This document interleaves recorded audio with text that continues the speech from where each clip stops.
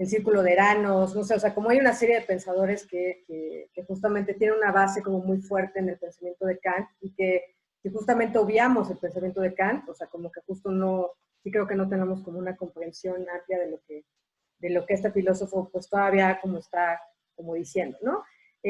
Yo pues, un poco le propuse a Sophie, porque lo que más he estudiado en los últimos años es la crítica del juicio, y pues justo me gustaría hacer una propuesta de lectura, simplemente una propuesta de lectura de lo que sería la crítica del juicio, que es la tercera crítica, y justamente a partir de dos conceptos que me parece que son fundamentales y que además justamente dan cuenta de esta innovación en el pensamiento kantiano, que son el concepto de imaginación y el concepto de naturaleza.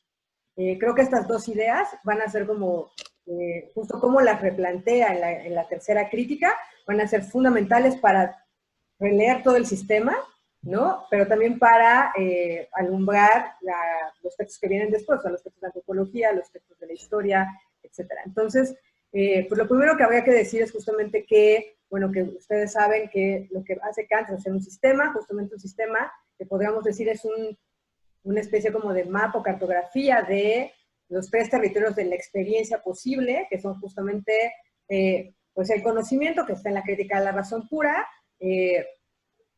la moral, que sería la crítica de la razón práctica, y este tercer ámbito de la tercera crítica, que sería justamente la estética. Y esto va a ser como muy importante, porque justo un poco lo que va a pasar en la tercera crítica es que se va a solucionar algo, o se va a dar como justamente una continuidad a una idea que Kant está planteando en la crítica de la razón pura, en una parte donde justamente dice que hay una desconocida raíz común, que justamente une el ámbito teórico y el ámbito práctico, y lo que vamos a tener es que esa desconocida raíz común es justamente la imaginación. Y bueno, o sea, como un poco tendríamos que entender, creo que una de las cosas como fundamentales para entender el pensamiento kantiano, pues sí tiene que ver otra vez con pensar esta sistematicidad del pensamiento que se divide en estos tres diferentes ámbitos de la experiencia y cuya bisagra o cuya conexión va a ser evidentemente la tercera crítica, y que también por eso es fundamental tener una lectura de la tercera crítica para iluminar todo el sistema. Bueno, en ese sentido, un poco lo que tenemos que decir es que en cada ámbito de la experiencia, o sea, en el conocimiento, en la moral y en la estética, lo que vamos a tener es una operación diferencial de las facultades, ¿no? Es decir, no es la misma operación la que ejerce, ¿no? La que realiza el entendimiento cuando estamos conociendo, que cuando estamos justamente en la estética o cuando estamos justamente en la moral. Y esto es muy importante para entender a Kant, porque si no nos confundimos, o sea, como que si queremos pensar, y que es uno de los principales problemas de la lectura de la crítica, de la tercera crítica, es justamente eso, o sea, que pensamos que, o sea, no hacemos esta diferencia entre qué función o qué operación está realizando el entendimiento en la crítica de la razón pura y qué función, operación está realizando en la crítica, en la tercera crítica. Igual en la imaginación, ¿no? Entonces, un poco para situarnos en el problema, pues bueno, tenemos otra vez este esquema, además que justamente la primera, no la introducción a la crítica del juicio, sino hay un texto anterior que después se publicó, que es muy importante para entender el sistema kantiano, que es la primera introducción a la crítica del juicio, que hay una traducción al español que está en Visor, y que es muy importante porque o sea, es diferente a la introducción que normalmente viene en la tercera crítica, en las ediciones de la tercera crítica, y es muy interesante porque al final justamente hay una especie como de esquema o mapa donde Kant hace como, pues, como un cuadro de las facultades, ¿no? Y de las diferentes operaciones. Es un cuadro que al final yo le agregué como una columna que justamente tendría que ver con los diferentes juicios, ¿no? O sea, con el juicio, o sea, por un lado en el conocimiento tenemos un juicio teórico, que es el juicio determinante. En el ámbito de la moral tendríamos un juicio práctico, que sería pues, justamente el moral, y en el estético, pues justamente el juicio de gusto o el juicio estético, ¿no? O que sería el juicio reflexionante, y ahorita espero que podamos ver como la diferencia entre el juicio reflexionante, porque vamos a tener dos juicios reflexionantes. Entonces, un poco esta diferencia en los juicios, pues tenemos justo que en la razón práctica, pues partimos, o sea, estoy haciendo como una especie como de introducción para ver como justo la diferencia con lo que va a plantear en la crítica, en la tercera crítica, que me resisto obviamente a llamar la crítica del juicio, ahorita les voy a decir por qué, pero justo lo que hace la crítica de la razón pura es hacernos como todo este esquema, bueno, toda esta descripción del modo de operación de la subjetividad, es decir, la subjetividad tenemos que entenderlo como esta estructura, ¿no? Este conjunto de las facultades, ¿no? Que opera de manera diferencial dependiendo del ámbito o territorio de la experiencia donde se encuentra. Y bueno, tenemos justamente que cuando conocemos, o sea, tenemos esta operación de la sensibilidad pura, que Kant dice son las intuiciones del espacio y el tiempo, ¿no? Estas intuiciones del espacio y el tiempo serían esto que él dice que es lo dado justamente por la experiencia, como estos datos como sensibles, que yo digo que ahí siempre hay que pensarlo como que ahí hay una primera síntesis, no en sentido temporal, porque justamente creo que siempre tendemos a leerlo como si fuera en orden cronológico, y no, más bien es algo que sucede al mismo tiempo, ¿no? O sea, esta aprehensión de lo dado, pero que ahí ya hay tenemos que decir que hay una primera síntesis. ¿Por qué? Porque justamente hay una organización de los datos en un espacio y en un tiempo. Y ahí hay una actividad que se está realizando, ¿sí? Y por eso me gustaría insistir en que hay una primera síntesis. Después va a decir Kant, esos datos, ¿no? Después nada para entendernos, ¿no? No porque sea después otra vez cronológicamente, lo que pasa es que la imaginación, ¿no? Lo que hace es un esquema. El esquema lo que va a hacer es crear una imagen, es decir, como hacer como una especie de traducción de esa síntesis de la sensibilidad para un posible concepto del entendimiento, que sería justamente lo que conocemos después como juicio determinante, ¿sí? Que son los juicios de conocimiento. Así se construye el conocimiento, ¿sí? O esa es la operación que realizan las facultades cuando conocemos. Aquí lo que hay que ser lo que hay que estar muy atentos es justamente a que aquí la imaginación pareciera que tiene una función pasiva, porque lo que está haciendo es estar supeditada a la legislación del entendimiento, como Kant va a insistir en toda la primera crítica, ¿no? Y entonces vamos a decir que esta imaginación es una imaginación reproductiva, es decir, que sirve justamente para la representación de los fenómenos. Bueno, y esta es una de las primeras cosas que se van a poner en cuestión en la crítica, ¿no? En la tercera crítica, ¿no? Que un poco a mí me gusta decir que esta tercera crítica, pues no tendría que llamarse crítica del juicio, porque como dije hace rato, más bien los juicios hay juicios teóricos, hay juicios prácticos y hay juicios estéticos, y que el juicio más bien es un producto de ¿no? De esta operación de las facultades en los diferentes ámbitos, sino que más bien tendría que llamarse crítica de la imaginación. Y esto porque justamente la operación que está describiendo Kant en esta tercera crítica es la operación de la imaginación, en tanto da lugar justo a dos juicios diferentes. O sea, dos juicios reflexionantes, o sea, un juicio reflexionante que es diferente del juicio teórico y del juicio práctico, pero también a esas dos distinciones o dos formas del juicio reflexionante, que va a ser el juicio estético y el juicio teleológico, ¿no? Entonces, aquí esto va a ser muy importante tenerlo como claro, porque aquí va a haber una cosa que también se va a modificar, ¿no? O sea, esta comprensión de la imaginación va a ser una comprensión completamente diferente a la crítica de la razón pura, de que aquí la imaginación va a ser una imaginación que va a ser creativa o productiva. O sea, justo ya no va a ser esta imaginación que está supeditada al entendimiento, sino justamente va a haber, lo dice Kant, lo que pasa acá es que en la experiencia estética lo que hay es un libre juego entre la imaginación y el entendimiento, ¿no? Entonces, justamente no hay legislación, pero eso también va a querer decir que la experiencia estética, lo que va a hacer al final también es una ruptura de la estructura de la subjetividad. Porque justamente lo que va a hacer es plantear otras formas de la experiencia posible. Pero además, o sea, justamente a partir de ciertos productos, que son justamente pues, la belleza en la naturaleza, pero también van a ser las obras de arte, pero también, o sea, justamente esto lo que nos va a abrir es a otras formas justamente de pensar el espacio y el tiempo, ¿no? Que justamente es lo que se pone en operación en el arte, ¿no? Cómo hasta la sensibilidad se ve trastocada.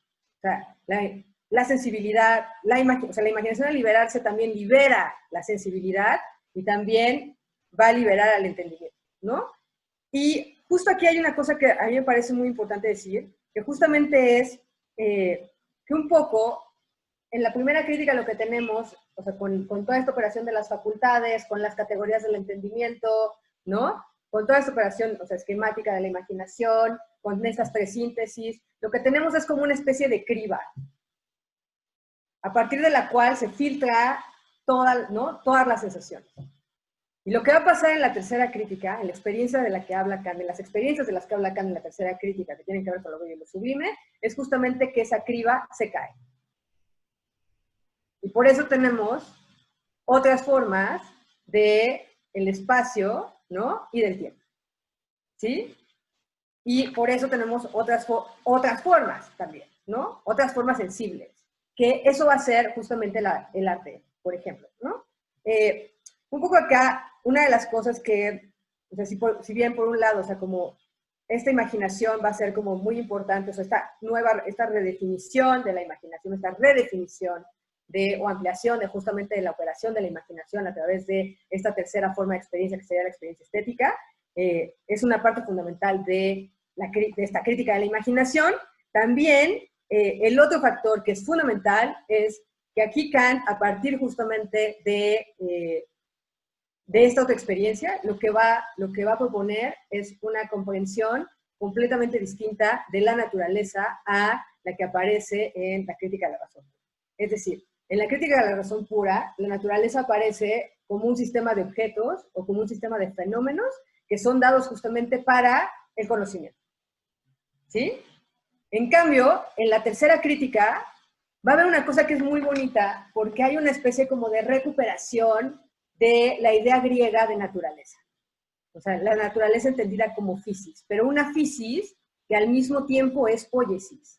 Es decir, que es, y el término en alemán me corrige, Sophie, se dice así, Einbildungskraft, ¿no? Que es justamente fuerza formadora. Y aquí hay una cosa que es bien interesante, porque esa fuerza formadora, que sería esta physis, que es poiesis, al mismo tiempo es la imaginación. Es decir, esa fuerza formadora que está en la naturaleza, que da lugar a todas las cosas, es lo que nosotros, sería esta imaginación creativa que se expresa después pues en todo el proceso de creación de la obra de arte. ¿Sí? Pero lo que es en la naturaleza de manera no consciente, en el arte va a aparecer también de manera consciente. ¿Sí? Esto es muy importante entenderlo. O sea, y ahí, esta cosa que les decía, que es muy bonito, o sea, ahí es donde vemos por qué la imaginación es esta desconocida raíz común. Porque justamente no solo es que une el ámbito teórico y el práctico, sino que nos devuelve a nosotros también a ser parte de la naturaleza. ¿Sí? Ser parte justamente de la naturaleza. ¿Sí? De esta actividad, pues un poco esta actividad que está en todas las cosas, que está en la naturaleza, en todos los fenómenos, es, ¿no?, la misma que está en nosotros. ¿Sí? Bueno, y aquí hay una serie de cosas que son importantes, ¿no? Lo que va a decir Kant, justamente al hablar de esta Einbildungskraft, ¿no?, que sería como esta fuerza formadora, otra vez fuerza formadora de la naturaleza, que es physis y poiesis, y en nosotros es imaginación, ¿no? Pero que es lo mismo, dense cuenta, ¿no? Un poco acá lo que va a pasar es que Kant va a decir, por eso va a decir en la primera parte de la crítica del juicio, bueno, la crítica de la imaginación, va a decir que hay una técnica de la naturaleza. Justamente va a oponer a toda la concepción mecánica de la naturaleza que está en la crítica de la razón pura, va a oponer esta idea de técnica de la naturaleza. Pero técnica justamente entendida otra vez en sentido griego. O sea, en un primer momento va a ser esta naturaleza, cuando estamos hablando de la belleza en el arte, o sea, esta técnica se nos revela cuando tenemos una experiencia, pero de la belleza en la naturaleza, de repente pensamos, va a decir Kant, que esto también es lo que él va a llamar idoneidad, o sea, pensamos que esas formas bellas son hechas para placernos. Y entonces ahí hay una idoneidad entre nuestras facultades y esas formas que no son placenteras. O sea, la flor, el atardecer, pues, etcétera. ¿Sí? Y un poco, acá lo que va a decir, pues es que pareciera que la naturaleza actúa artísticamente. ¿Sí? Y crea estas formas como, ¿no?, que son acordes a nosotros, y ante las cuales sentimos placer, pero también ahí se abre una relación completamente diferente. O sea, cuando vemos estas formas bellas, obviamente no tenemos ningún interés, ¿no? En ellas, o sea, ni teórico ni práctico, va a decir. Por eso la experiencia estética es desinteresada, o sea, la belleza en Kant por eso va a ser desinteresada, ¿no? Y una cosa que va a ser muy importante también, ¿no? Es justo, ¿no? Cómo, ¿no? Este juicio, que además es el juicio reflexionante, que habíamos dicho, hay dos, el estético y el teleológico, ¿no? Este juicio estético reflexionante que se da en la belleza, tanto en la naturaleza como en el arte, o sea, va a ser desinteresado por un lado, pero también va a tender bueno, va a pretender tener validez universal. Y esto es una cosa que es muy importante, porque justo ahí tenemos que ver, o sea, un poco toda esta idea del juicio de gusto y de que hay este juicio reflexionante ahí, obviamente también está muy inspirada por,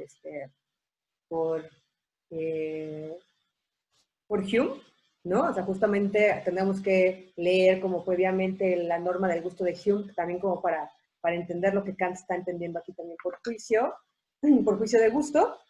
No, pero una de las cosas que es muy importante es este carácter universal, ¿no? Pero este carácter universal no tiene que ver justamente como el juicio lógico, ¿no? Con esta objetividad, sino que justamente cuando decimos que aquí también es una cosa que es muy importante en Kant, ¿no? Que cuando decimos que algo es bello, cuando tenemos esta experiencia de la belleza y hacemos este juicio de esto es bello, por un lado queremos, ¿no? Aspiramos a que tenga validez universal, pero por otro lado también de lo que estamos hablando es no de una cualidad del objeto, sino de un sentimiento del sujeto, que es justamente este sentimiento de la idoneidad. Y esto es muy importante, porque aquí Kant le va a dar la vuelta a toda la tradición, ¿no?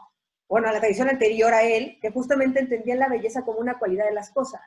Y aquí es donde vemos justamente cómo pues, la noción de experiencia estética que está en Hume y que va a estar en él, pues cobra como relevancia, porque justamente tiene que ver con esta relación, ¿sí? No es una cualidad de las cosas como pensaban los griegos, ¿no? Sino justamente es, ¿no? Es un sentimiento del sujeto. Pero ese sentimiento, cuando Kant dice esto de que aspira a tener validez universal, es porque, si bien es subjetivo, no es meramente subjetivo. Y a lo que está apuntando este sentimiento es a un sentido común estético. Y esto es muy importante porque también, pues el sentido común estético, habría que leerlo también en una dimensión política, que tiene que ver con que, ¿no? Si bien no tenemos como, o sea, un poco esto que él dice, ¿no? En otros textos, nuestra indisociable sociabilidad, ¿no? Y que nos tenemos que obligar a aguantar a los otros, ¿no? Y dice, pero en la estética, porque sí un poco así lo dice, ¿no? Pero si tenemos que portarnos bien con los otros por deber, pero, ¿no? Así como que el deber no viene de afuera, viene de dentro también, o sea, es algo que uno se da a sí mismo, ¿no? Pero si no sería heterónomo. Pero un poco aquí hay esta misma idoneidad también a lo que nos lleva es a reconocer la dignidad del otro. Y justamente a verlo con esta simpatía, y es lo que va a propiciar, por sentido común aquí hay que leerlo de una manera muy política también, porque quiere decir que podemos sentir igual, y porque podemos sentir igual, ¿no? También se crea justamente una comunidad. De ahí toda esta dimensión política. O sea, el hecho de que podamos, que yo vea que hay esta resonancia entre el otro y yo, ¿sí? Es lo que da posibilidad a la comunidad, pero por un efecto de resonancia, por una experiencia estética, ¿sí? Y es más fuerte, o sea, justamente pues que cualquier principio, cualquier norma o cualquier dogma. Por eso ahí se da como un primer sentido de comunidad, que además es muy interesante, porque justamente por eso también podemos decir después que el arte funda la comunidad, o sea, que en el arte, o sea, justamente está como esta, diría Deleuze también, ¿no? Este polo por venir, ¿no? Pero tiene que ver justamente con esto, ¿no? Que ahí, por un momento, o sea, al sentir lo mismo, al haber esta coincidencia, no solo es la idoneidad con el objeto, sino también con el otro, ¿no? Y nos damos cuenta que somos lo mismo, ¿sí? Y esto va a ser muy bonito porque en la segunda parte de la crítica, que tendría que ver justamente con el juicio teleológico, esto va a pasar no con el otro, sino con la naturaleza. Darnos cuenta que somos lo mismo que la naturaleza. Y entonces también darle esa dignidad a la naturaleza, que le hemos arrebatado cuando estamos solo en el ámbito de lo teórico o de lo práctico. ¿Sí? Entonces la estética justamente nos va a devolver, ¿no? A lo que después, de aquí viene todo el romanticismo, a eso que para los románticos va a ser esta experiencia de ser uno con todo. Bueno, ok, entonces, decía, ¿no? Entonces, este sentido común estético que decíamos, tiene que ver con este sentimiento del sujeto, pero un sentimiento que se supone compartido. Y aquí es donde está el juicio reflexionante, ¿no? Es como si, ¿no? Los demás, o sea, también tuvieran que, ¿no? Verlo como bello. Supongo que los demás también tienen que verlo como bello. Si no, es como, ¿no? Como tener, y aquí hay una diferencia que va a ser muy importante, también entre justamente entre estas diferentes formas de lo bello, que más adelante lo va a ir aclarando, pero obviamente que viene también, que está muy claro que también hay una influencia ahí de Hume, la diferencia entre lo agradable y lo bello, ¿no? Lo bello es lo que da que pensar. Lo agradable es lo que es solo placer de sensación. Pero lo bello es una experiencia absolutamente transgresiva, que nos obliga a pensar justamente de otra manera. Entonces, decía, ¿no? Bueno, pero además esto, ¿no? O sea, tenemos estas formas, decíamos, tenemos esta idoneidad, tenemos este sentido común, y esta idoneidad también, lo que decíamos, lo que nos hace pensar es que pareciera que hay, o sea, la idea técnica de la naturaleza, digo, para seguir con esta idea, también nos hace pensar en esta finalidad sin fin, que por eso nos acercamos a el arte o a la belleza en la naturaleza de una manera desinteresada. Parece que tiene una finalidad, pero no podemos decir cuál es, ¿sí? Pero sin embargo, otra vez, decir esto es bello, también en cierto sentido es reconocer esa finalidad sin fin, ¿sí? Que también quiere decir que el objeto vale para sí mismo. Y esto es algo que también se va a aplicar después al arte, ¿sí? La belleza no necesita una utilidad o ser conocida, vale para sí misma, por eso es autónoma, autónoma, ¿sí? Bueno,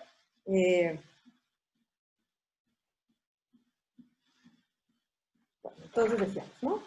Después, esta finalidad sin fin, en la segunda parte de la crítica de la imaginación, se va a transformar también y ya va a ser otra cosa, pero primero tenemos esta finalidad sin fin que sentimos cuando vemos estos, ¿no? Estos objetos, estos fenómenos, ¿no? Y bueno, la otra experiencia, o sea, tenemos la experiencia de lo bello, que justamente es este libro de juego entre la imaginación y el entendimiento, que lo que hace es pues hacernos sentir ¿no? Esta comunidad, ¿no? Pues, con los demás y ¿no? Con la naturaleza, pero también, ¿no? Vamos a tener esta otra experiencia donde vemos y que bueno, justamente lo bello nos da la idea de esta técnica de la naturaleza, es decir, que la naturaleza actúa artísticamente, pero también tenemos otra idea ahí en el juicio estético reflexionante, que es justamente la idea de lo sublime, o la experiencia de lo sublime, que justamente ahí va a ser un poco diferente, porque en lo sublime lo que tenemos, y por eso les decía que hay una recuperación aquí de la noción de physis, tenemos dos lados de lo sublime, va a decir Kant. Tenemos la experiencia de lo sublime dinámico y la experiencia de lo sublime matemático. Lo sublime dinámico es la experiencia de la naturaleza como potencia. Y lo matemático sería justamente la naturaleza como inmensidad. Es decir, como algo que justamente va a romper, por eso es sublime, porque rompe la forma. Y eso va a ser lo que se plantea ahí es una relación de la imaginación con la razón. Pero a diferencia de este libro de juego que hay en la belleza entre imaginación y entendimiento, acá lo que tenemos es una especie como de tensión entre la imaginación y la razón. Porque justamente también la razón se ve como desbordada. Y por eso va a decir que lo sublime, o sea, como que también nos hace pensar en esta otra finalidad, ¿no? Pues que digamos que tiene que ver más también con lo moral. Y ahí es donde lo va a ligar después con lo teleológico, ¿sí? Pero justo aquí hay una cosa que es muy importante, porque vemos justamente otra vez cómo la naturaleza no es una cosa dada, no es un objeto, no son las leyes, ¿no? ¿Sí? Que justamente el conocimiento pone en ella, sino justamente la naturaleza es una fuerza que está ahí, pero que se está formando también y de la cual nosotros también formamos parte, ¿no? Después de esta parte, bueno, hasta aquí ¿quieren hacer alguna pregunta o algo? Hay dos preguntas en el chat. ¿Quieres que te las diga? Sí, a ver, pero tengo una banda allá afuera. No te preocupes. La primera te la pregunta Cristian Núñez y es, ¿podrías explicar el esquema, por favor? Una pregunta enorme. Y Néstor te pregunta, ¿qué piensas acerca de la crítica de Gadamer al carácter temporal de la conciencia estética en Kant?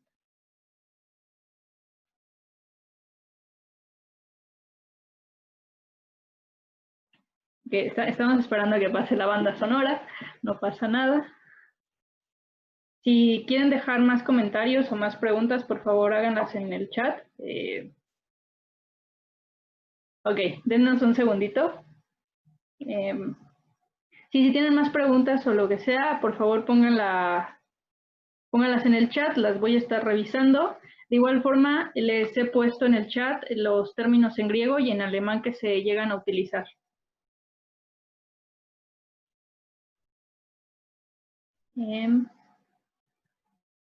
Sonia no nos escucha. A ver, denme un segundito, por favor. No sé qué sucedió. Ya. ¿Ya? Listo. Ok.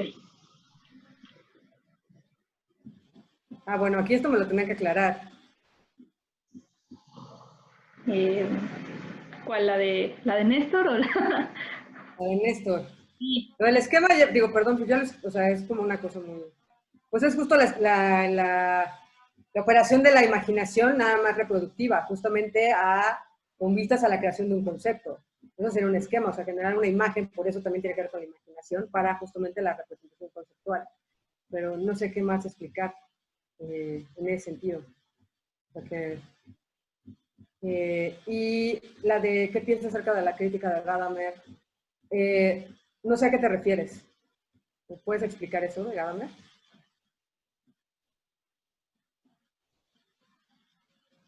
Porque además hay una cosa, ahí estás poniendo conciencia estética y estamos hablando de experiencia estética. Y hasta donde me acuerdo, Gadamer habla también de experiencia estética porque recupera toda esta tradición también. O sea, toda la hermenéutica, o sea, la gadameriana y una que es mucho más interesante, que es justamente la hermenéutica de Gadamer, ¿no? Que de ahí viene Jung y viene, bueno, Gilbert Durán, ¿no? Kerenyi y todos ellos, o sea, son gente que está como muy, bueno, y después Bachelard, que no pertenece a eso, pero que está como por ahí cerca Bachelard, vienen justo de esa tercera crítica, ¿no? Y Gadamer, o sea, pues es otra hermenéutica, pero no, yo no hablaría tanto ni en Gadamer de conciencia estética, es experiencia estética, entonces no entiendo. ¿Y a qué te refieres con carácter temporal? Todo es temporal, pues sí. Ok, hay otra. Nietzsche critica la noción kantiana de desinterés aplicada al arte. Este ejemplo es el de la apreciación de la representación de cuerpos femeninos. ¿Podemos decir que no comprende la distinción entre juicios de gusto y juicios estéticos? No. Bueno, a ver, ¿en qué parte Nietzsche dice eso? Buen punto. No, justo no. Nietzsche es muy kantiano. Les voy a recomendar otra vez el libro que les dije, ¿no? Olivier Pergol, ¿no? Nietzsche crítico de Kant, que ahí se ve como muy clara la relación. Y obviamente si revisas porque creo que más bien, si revisas, bueno, el nacimiento de la tragedia, o sea, es mucho de lo que estoy hablando yo ahorita. Absolutamente. Y más, si revisas uno de los estudios preparatorios, ¿no? La visión dionisiaca del mundo, es básicamente eso. Porque Nietzsche viene mucho, o sea, porque esta tercera crítica, como decía, pues es la base de la estética romántica, que además Nietzsche viene de la estética romántica, muy clara. O sea, lo de Apulino y lo dionisiaco, ¿qué es? Si no está Fisis, y ahí está mi tesis de licenciatura, así se llama, que justo es sobre Nietzsche y es eso, Fisis y Poiesis. O sea, justo es ese movimiento que está como, y que eso es, que es la Fisis, Dioniso, la Poiesis es Apolo. ¿Qué es lo bello? Apolo, lo sublime es Dioniso. Es esto informe. Por eso decía, esta misma noción de Fisis, ahí están ya estas dos cosas, ¿no? Pero están en la misma... Y es que nos gusta, o sea, como que tendemos en la filosofía, que a mí me parece que es una forma que no es sana estudiar filosofía, como que es un cuadrilátero de Vox, ¿no? Y entonces así como, ¿no? Y no, la filosofía son tradiciones. Eso hay que entenderlo. O sea, son tradiciones. Otra vez, como dije al principio, no hay Deleuze si no hay Kant. Y uno se da cuenta, no hay Foucault, por eso también o sea, como le dije a Sofía que si les podía compartir un texto de Foucault que escribí hace un tiempo, yo tampoco no tengo escrito sobre Kant, entonces, pero a mí me parece muy interesante cómo recupera el proyecto kantiano, O sea, cómo al final, o sea, y Deleuze, o sea, Deleuze, o sea, cuando hace los retratos filosóficos de Deleuze, ¿qué son sino justamente quitarse el sombrero ante sus maestros y con los que está pensando y con los que está como, ¿no? Obvio, le faltó hacer un libro sobre Schelling, pero bueno, eso es otra cosa. Bueno, justo retomando esta pregunta que hacía Luis, ¿no? Esto lo vemos muy claro, Luis, en la siguiente parte de esta crítica, que justamente ya habla directamente sobre el arte, ¿no? Si primero empezó a hablar de toda esta actividad, ¿no? Artística de la naturaleza, ¿no? Sí, como en las formas de la naturaleza, después, o sea, ya va específicamente a ver cómo está esto en el arte, ¿no? Y entonces hace esta distinción, ¿no? Que es muy bonita porque también es una distinción casi correlativa a la que va a hacer después de la naturaleza, o sea, como, bueno, la que ya está haciendo sobre la naturaleza, ¿no? Que decíamos, hay una naturaleza mecánica, que es la que entendemos desde la crítica de la razón pura, como un conjunto de leyes, regularidad, orden, etcétera, ¿no? Causal y demás. Y está esta naturaleza técnica o artística, ¿no? Y acá va a ser un poco lo mismo, de decir, hay dos formas del arte. Lo que tenemos que pensar acá es que aquí todavía está en ciernes la distinción entre artes y bellas artes, ¿no? Una de las cosas que va a hacer Kant es muy importante es justamente hacer la distinción. Recupero otra vez el concepto de tecne para el arte, ¿no? Pero la tecne justo en un sentido como muy importante, en el sentido griego igual, ¿no? Que quiere decir saber hacer, ¿no? Y entonces va a decir, pues sí, o sea, la tecne, por un lado es un saber teórico, pero también por otro es un saber práctico, ¿no? ¿Eso qué quiere decir? ¿Qué quiere decir saber hacer? Que sí hay como toda una serie de, o sea, hay un lenguaje, hay un conocimiento, pero también tiene que haber una habilidad. Y eso va a ser muy importante para toda la teoría posterior del genio, ¿no? Entonces, eso es muy importante en Kant. Y entonces esta distinción, ¿no? Después tenemos las artes que son meramente mecánicas, es decir, las que solo tienen este carácter, ¿no? Repetitivo, ¿no? Práctico. Y dice, y está el arte estético. Y el arte estético, dice, pues tenemos dos. Está el agradable y el bello. Y aquí hay aquí en una línea muy, o sea, como, pues muy similar a la de Hume, pues un poco lo que va a decir es eso, ¿no? Pues que el arte agradable es el que es agradable a la mera sensación. En cambio, el arte bello es algo que da que pensar. Y aquí hay una cosa que también en Kant es absolutamente increíble, porque justamente ese dar que pensar, que obviamente tiene que ver con todo el trabajo a través de la imaginación, ¿no? Es justamente decir, es el primero en decir en la modernidad que el arte es una forma de pensamiento. Y que esa forma de pensamiento está, otra vez, no solo se trae el pensamiento teórico, no solo está el pensamiento práctico, también está el pensamiento estético, que serían la imaginación y la sensación. Y lo va a decir de una manera muy bonita después, o sea, esto que da que pensar va a tener que ver justamente con que en el arte hay ideas estéticas.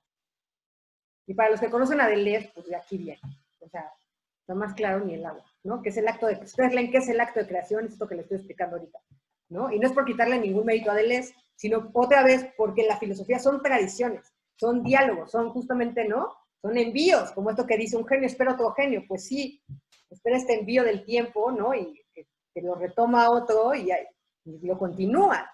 No es que lo esté repitiendo, está pensando con él. No es, o sea, la filosofía no es cuadrilátero, no es polémica, no es hay que pelearnos y entonces, o sea, ¿no? Y quién está mal y quién está bien, o sea, no.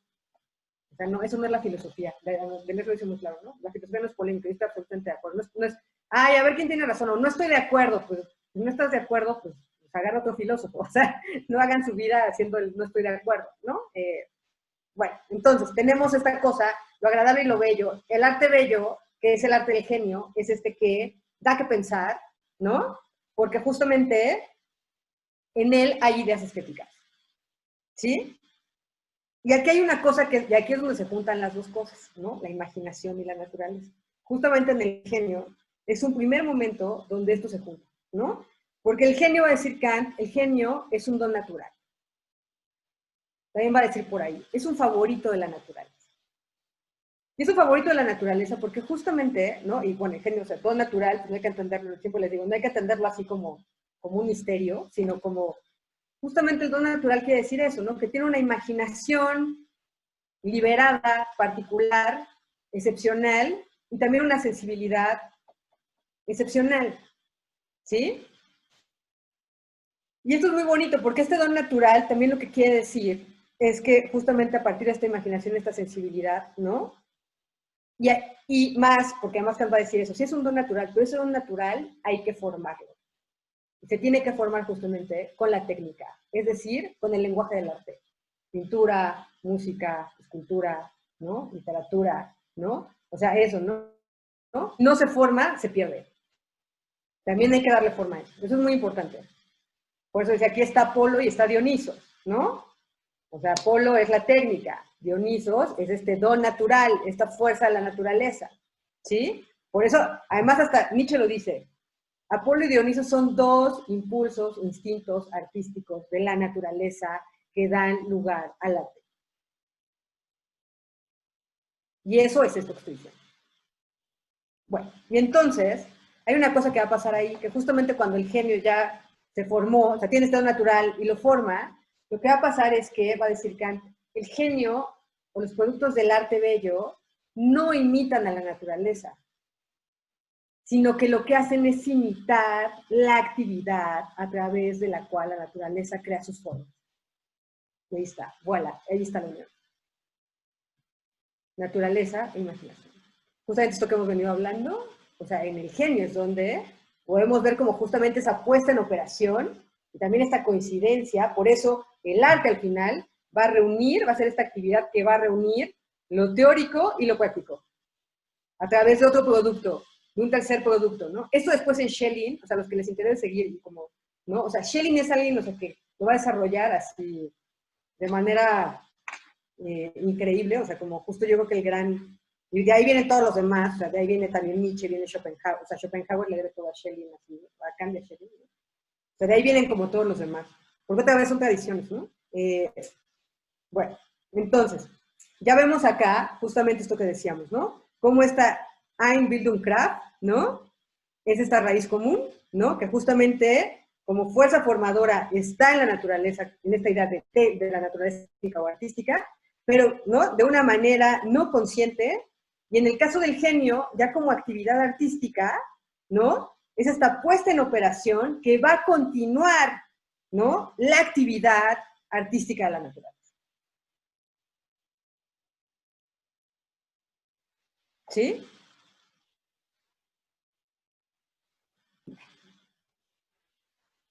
Y yo pensé que no iba a hablar tanto. Bueno, ya, nada más voy a decir una cosa muy, nada más voy a cerrar un poco con el juicio teleológico y me gustaría leer alguna cosa y después ya platicamos, ¿no? Bueno, después, o sea, la siguiente parte de la crítica, que es muy interesante, que es una parte así como la parte más oscura, porque no más oscura porque sea incomprensible, porque Kant realmente, o sea, Kant es un filósofo yo dije al principio que no soy kantiana, ¿no? De hecho, o sea, como no soy kantiana en el sentido de que no soy especialista en la carrera, o sea, en la carrera, cuando yo estaba estudiando la carrera, sí, era como de, o sea, no le entiendo a este señor, o sea, ¿qué le pasa? Y así, ¿no? Y porque es muy difícil, pero, o sea, no es que él sea difícil, es que nosotros somos difíciles. Porque lo que hace Kant es, o sea, te obliga a, a pensar ordenadamente, y dos, a eso, a meterse en sus conceptos, que es algo que pues, siempre tenemos que hacer. Es decir, tres, o sea, a quitar nuestro yo. Y lo que pasa con Kant siempre es que la gente insiste, o sea, en lugar de entender lo que él está diciendo o entendiendo por cierta cosa, no es como yo lo entiendo. Y entonces, pues siempre te rebota, ¿no? Siempre te rebota, ¿no? Porque sujeto A soy yo, no, sujeto no eres tú, ¿no? O sea, si empezamos a entender, o sea, en Kant, que además es una cosa que sirve mucho para estudiar filosofía, porque cuando uno entiende eso y que además con todos los pensadores hay que hacer ese ejercicio de uno quitarse y a ver, primero entender, a ver, ¿qué quiere decir con esto? ¿Qué quiere decir con esto? ¿Qué quiere decir con este otro concepto? Y entonces ahí sí ya empiezas como a, ¿no? Pues ahora sí que agarrarle la onda y a poder pensar con él y a poder hacer estas cosas raras que yo estoy haciendo, que es como una lectura, pues ya quién sabe, ¿no? Pero justo, o sea, como el punto es ese, que más bien nosotros somos los que nos resistimos a lo que está diciendo y entrar como en este orden y entonces siempre nos queremos como salir, ¿no? Por eso cuesta trabajo, porque nos obliga a ser justo ordenados, porque el Señor es muy claro. Ya cuando uno entiende eso, te das cuenta cómo nada se lo saca de la manga. Todo va así, ¿no? Y así mismo va Foucault, ¿eh? Y así mismo va Deleuze. Por eso son kantianos, porque así van, o sea, todo lo hacen, no se sacan nada de la manga. Schelling, o sea, que espero que un día lo lean, recomendación del día de hoy, lean Schelling, es un gran fundador del pensamiento de Kant. Y, entonces, bueno, la siguiente parte, que es justamente esta parte, decía, oscura porque nadie llega ahí, de por sí que nadie llega a la tercera crítica, todos creen que le llevan a Kant y nada más le llevan la crítica a la razón pura, y eso es la introducción, y creen que ya, no, o sea, otra vez, los pensadores son como los artistas. Si nada más viste un cuadro de Picasso, nada más escuchaste una obra de Beethoven, o solo viste una película de Tarkovsky, pues no sabes quiénes son. Y la filosofía es lo mismo. Si nada más leíste un libro, o sea, no sabes quién es Gadamer, no sabes quién es Heidegger, no sabes quién es Nietzsche, no sabes quién es Kant. O sea, sí, y más como un pensador que dice que desde que de entrada, bueno, no de entrada, pero en esta tercera crítica te está diciendo, a ver, mi pensamiento es este sistema. Y entonces, si quieres entender, pues métete a todo. Te tienes que meter a todo para realmente entender qué es lo que estoy planteando. No quedarme nada más con una parte y pensar que eso es el todo, ¿sí? Que es lo que por lo general pasa con Kant. Bueno, nunca se llega a esta parte, ¿no? Hay un texto de Deleuze, bueno, ya seguro lo conocen, la filosofía crítica de Kant, que justo es muy bonito porque es como un mapa justo del pensamiento de Kant. Y es muy, o sea, me parece que a mí me parece que es muy bueno también como para entrar. También están las clases sobre Kant, que también son muy bonitas. Y que es donde es más claro en eso, ¿no? Bueno, entonces esta otra parte nadie llega, o sea, si es una parte oscura, no porque sea incomprensible, sino porque nadie nunca llega hasta ahí, ¿no? Que es justamente la parte del juicio reflexionante teleológico. Otra vez, estos dos juicios, tanto el reflexionante estético, como, bueno, que ese también es estético, ¿no? Como el teleológico, pues son justamente juicios, otra vez, son juicios, no son de conocimiento, son juicios reflexionantes, sí son juicios de la imaginación, ¿no? Entonces aquí, ¿qué es lo que va a decir? Es, bueno, esto que pasa en el arte la experiencia, y en la experiencia de la belleza en la naturaleza, que es este sentimiento de idoneidad, ¿no? Subjetiva, ya vimos que no es meramente subjetiva, que aspiramos a que tenga validez universal, pues también podemos pensar que hay, ¿no? También nos hace pensar en una idoneidad objetiva. Y esa idoneidad objetiva va a tener que ver justamente con una distinción. Si ya teníamos pues esta distinción de la naturaleza mecánica, que está en la crítica de la razón pura, que dice esa no, tenemos esta idea de técnica de la naturaleza en la primera parte, ¿no? Como artística, ¿no?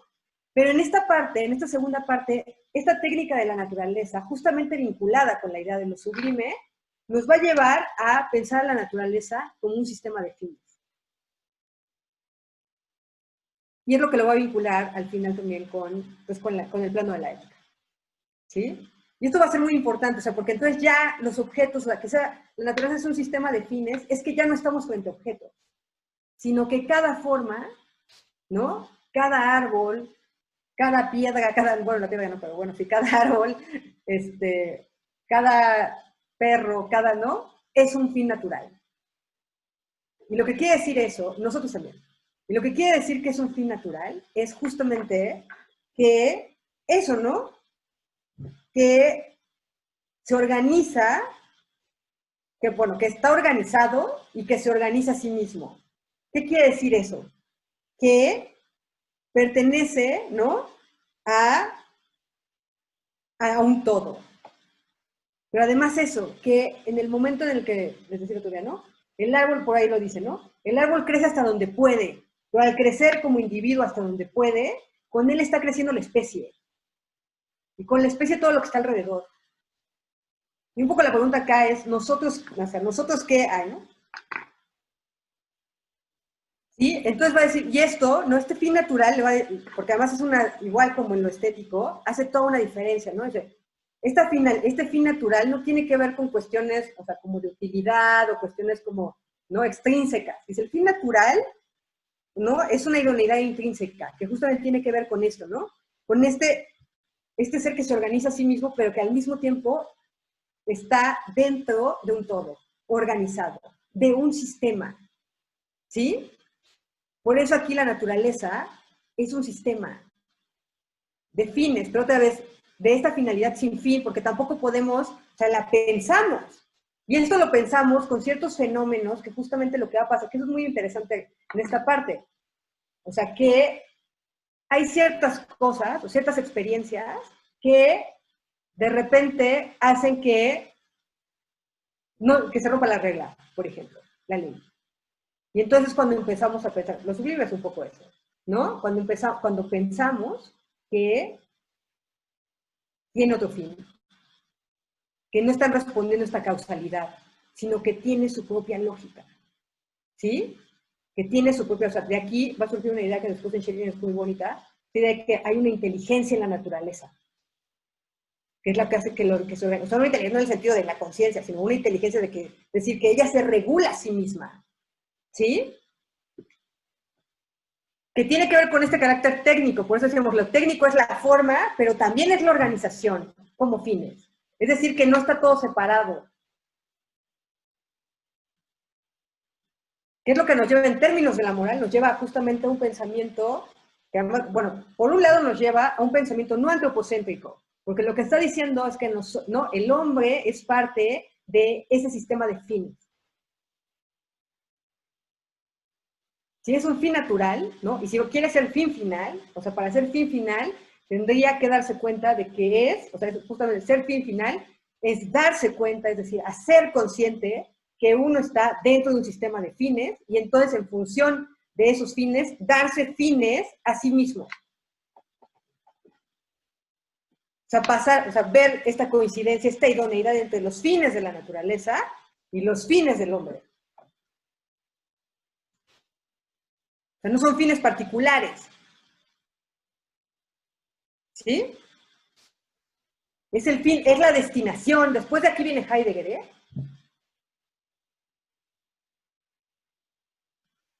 Dice, ¿no? Por eso ¿no? Esta idoneidad intrínseca, dice, una parte donde dice, y esto es increíble, ¿no? Porque es, o sea, el árbol, o sea, el árbol, voy a decir, ¿no? Tiene más setos que nosotros.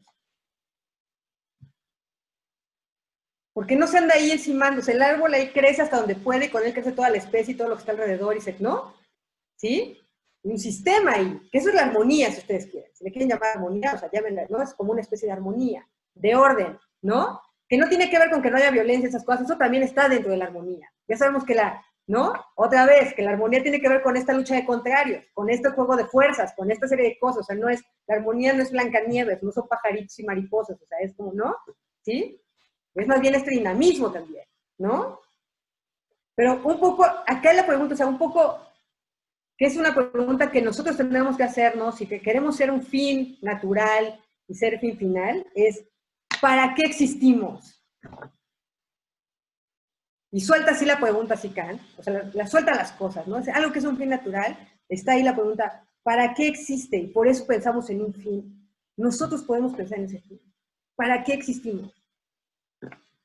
Otra vez, no como seres particulares,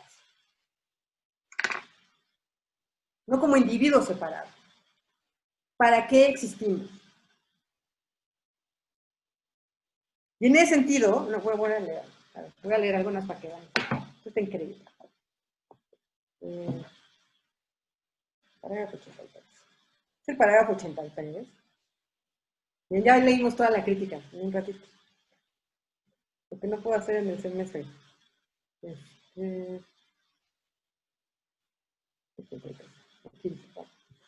¿Para qué existe? O sea, es que, y esto, por eso también es reflexionante, porque esa actividad que está en la naturaleza, otra vez se refleja en nosotros, y al revés, ¿no? Entonces, de repente es como la naturaleza nos enseña, es decir, habitar también. Dice, pues bien, ¿no? Esto va a doler, pero bueno, ni modo, ¿no? Dice Kant. Es el parágrafo 82, al final, después del para qué existe, ¿no? Esto es la idoneidad intrínseca, responder eso, ¿no? Eso, ¿no? Cuando decimos que la obra se sostiene por sí misma, es eso mismo en nosotros. Eso es lo que quiere decir la pregunta. ¿Para qué existe, no? ¿Nos sostenemos por nosotros mismos o no? Es decir, como dice Nietzsche, por sus frutos los conoceréis, obviamente citando la Biblia, ¿no? ¿Dónde están esos frutos? El árbol sí lo hace, nosotros ¿dónde está? Dice, pues bien, si preguntamos por qué existe una cosa, la contestación será una de dos. Su existencia y su producción no tienen relación alguna con una causa que actúe por fines. Y entonces se entiende siempre que su origen está en el mecanismo de la naturaleza. ¿sí? Y pareciera que así actuamos, como de una manera meramente mecánica. O bien, algún motivo intencional de su existencia, como la de todo ser natural contingente, idea que difícilmente puede separarse del concepto de cosa organizada, porque una vez tengamos que atribuir a su posibilidad una causalidad de causas finales y una idea que sirva de fundamento a esta, tampoco podemos concebir más que como fin de la existencia de este producto, pues se llama fin el efecto representado, cuya representación es al propio tiempo el motivo que decidió a la causa eficiente, inteligente, a producirlo. Por consiguiente, en este caso, puede decirse el fin de la existencia de semejante ser natural, está en él mismo. Es decir, que no es solo fin, sino también fin final. O bien, este está fuera de él en otros seres de la naturaleza. Es decir, que existe idóneamente, no como fin final, sino necesariamente como medio al propio tiempo.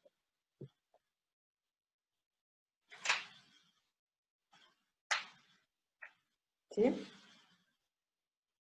Existe como fin en sí mismo, pero al mismo tiempo como medio para pues, el desarrollo de la actividad, digamos, ¿no? El 83, perdón, es que no iba a leer eso, pero ya lo leí. El 83 dice, del fin último de la naturaleza como sistema teleológico. Hemos mostrado en lo que precede, que según principios de razón, no por la facultad de juzgar determinante, pero sí para la reflexionante, tenemos causa suficiente para juzgar al hombre, no solo como fin natural, al igual que todos los seres organizados, ¿no? Sino también como fin último de la naturaleza en esta tierra, en relación con el cual todas las demás cosas naturales constituyen un sistema de fines. Porque solo para nosotros nos damos cuenta de que hay un sistema de fines.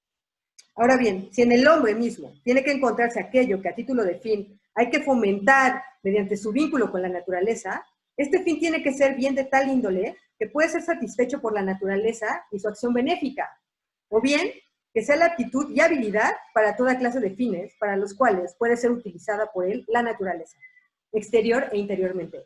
El primer fin de la naturaleza sería entonces la felicidad, y el segundo, la cultura del hombre, pero no lo deja ahí. Eso estaría muy fácil, ¿no? Porque parece, hasta aquí, pareciera que es un planteamiento donde nos pone en el centro, pero justamente no.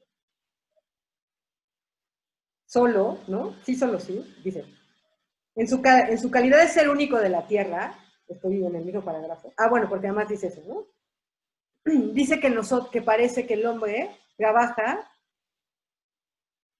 en la destrucción de su propia especie.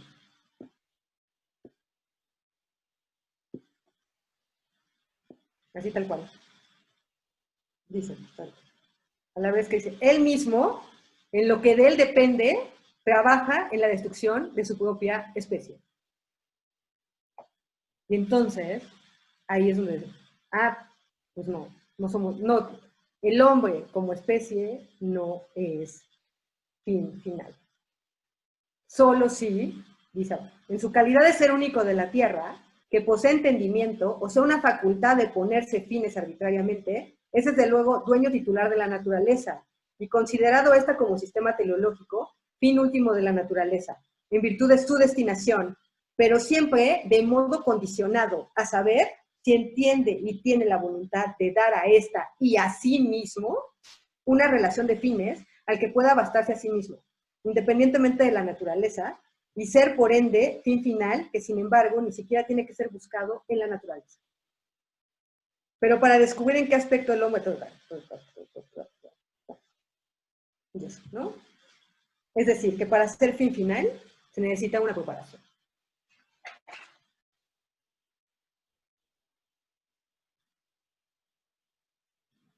Y de ahí como está, y una de esas formas, justamente, es una de las formas en las que el hombre como especie puede ser fin final, justamente es la ilustración.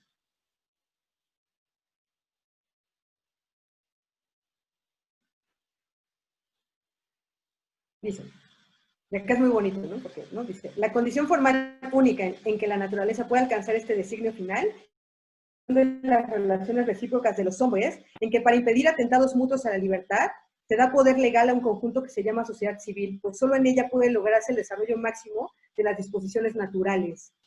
pero aunque los hombres fuesen lo bastante sabios para encontrarla y lo bastante cuerdos para someterse a su coerción, se requeriría aún un todo cosmopolita, es decir, un sistema de todos los estados que corren el riesgo de perjudicarse mutuamente. ¿No? Y un poco eso, ¿no? Lo que quería que vieran es justamente cómo este fin final sería el paso, ¿no? De la naturaleza a la libertad, o sea, esta actividad de fin, ¿no? De estos fines de la naturaleza, o esta técnica de la naturaleza entendida como sistema de fines, ¿no? A la libertad, ¿sí? Y la libertad justamente de la naturaleza. Y otra vez, que tiene que ver con eso, ¿no? Con la capacidad que tenemos de nosotros darnos también fines a nosotros mismos que estén acorde con la naturaleza. Pero que para eso justamente también se necesita, pues eso, ¿no? Pues esto que deseamos el otro día, de que un poco lo que hay en Kant también es como, bueno, la ilustración obviamente, ¿no? Que es justamente aprender a pensar ¿no? Y eso también, primero ser fin natural, ¿no? También saber para qué existimos, ¿no? Y justamente en función de eso también, o sea, como generar otra forma de relaciones que justamente no dominantes, ni con nosotros ni con la naturaleza, ¿no? Que también por eso esta crítica es como interesante, y justamente pues ir a dar lugar a otra forma de,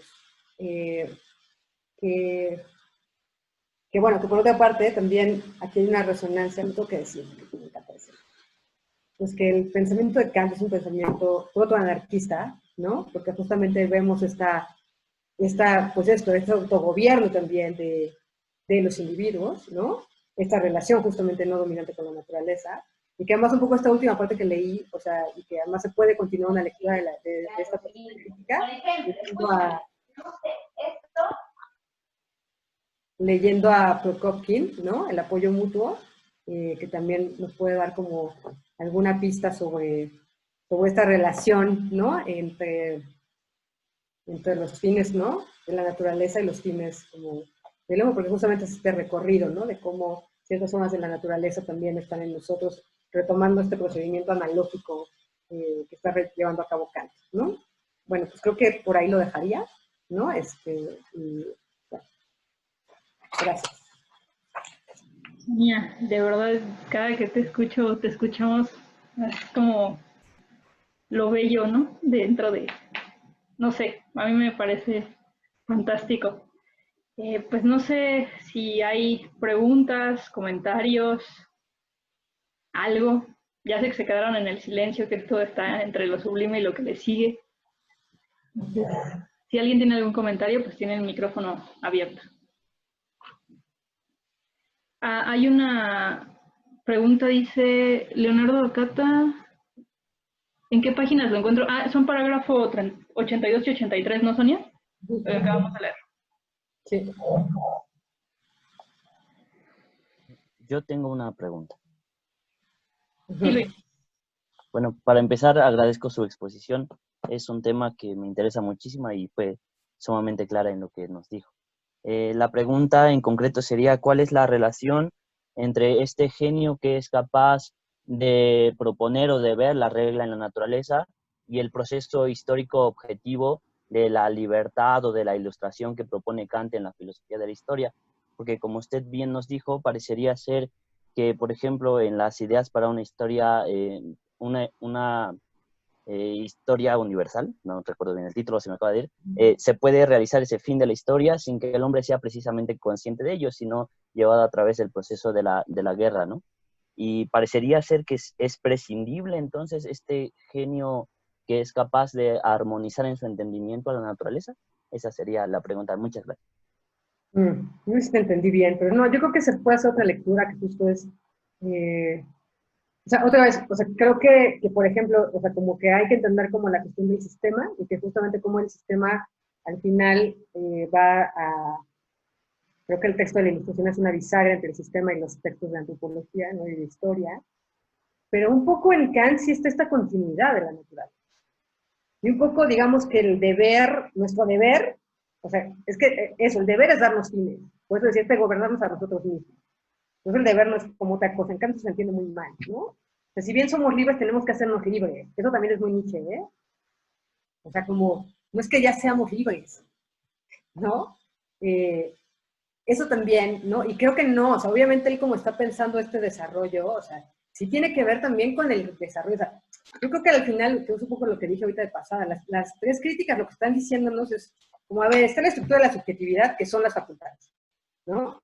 El conjunto de las facultades.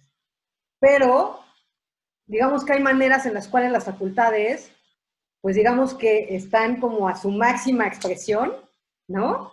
Su máxima potencia, que es cuando se ejercitan y cuando siguen, cuando no se desborda, por ejemplo, el conocimiento, ¿no? O sea, cuando justamente las conduces como hacia cierto lado, ¿no? Cuando le pones límites, cuando haces como esta diferencia de que, a ver, no es lo mismo el conocimiento que la moral, ¿no? O sea, que no estás confundiendo territorio. O sea, Kant todo el tiempo más bien nos está poniendo, o sea, como casi es un protocolo de experimentación, porque es, a ver, si haces esto, entonces ya vas a tener un desastre.